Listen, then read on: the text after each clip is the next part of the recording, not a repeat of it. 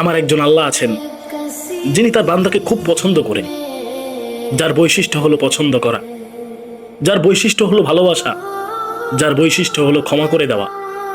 বান্দা গুনাহ করতে পছন্দ করেন, আর আল্লাহ আমার মালিক, আমার রব ক্ষমা করতে ভালোবাসেন, ক্ষমা করতে পছন্দ করে। আপনার আমার বৈশিষ্ট্য ভিন্ন। আমরা রাসূলের বৈশিষ্ট্য অর্জন করি নাই। রাসূলের বৈশিষ্ট্য ছিল মানুষকে ক্ষমা করে দেওয়া, মানুষকে আপন করে নেওয়া। আর আমার আর আপনার বৈশিষ্ট্য হলো মানুষকে দুঃখে কষ্টে রাখার জন্য যা করা দরকার আমরা তাই করি। মানুষকে নিচু দেখানোর জন্য যা করা দরকার আমরা সব করি। আমাদের বৈশিষ্ট্য হলো এইটা।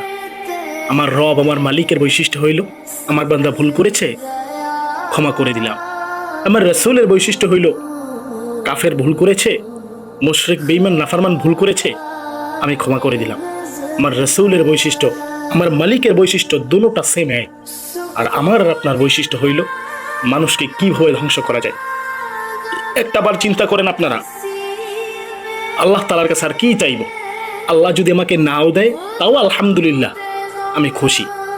তার কারণ কি জানেন? তার কারণ কি আপনারা জানেন? তার কারণ হইল, দেখেন, আল্লাহ তাআলা হাতের মতো দুইটা নিয়ামত আমাকে দান করেছেন। অনেক ব্যক্তির হাত নাই। আল্লাহ তাআলা পার মতো দুইটা নিয়ামত আমাকে দান করেছেন। অনেকের পা নাই। আল্লাহ তাআলা চক্ষুদ্বয়ের মতো দুইটা নিয়ামত দান করেছেন। অনেকের চক্ষু নাই। মানুষ যদি বুঝতো আল্লাহ তাআলা তার জন্য সব কিছু রেখেছেন, তার জন্য যা দিয়েছেন সবই তার জন্য রহমত, মানুষ কোনো সময় মালিকের নাফরমানি করতো না।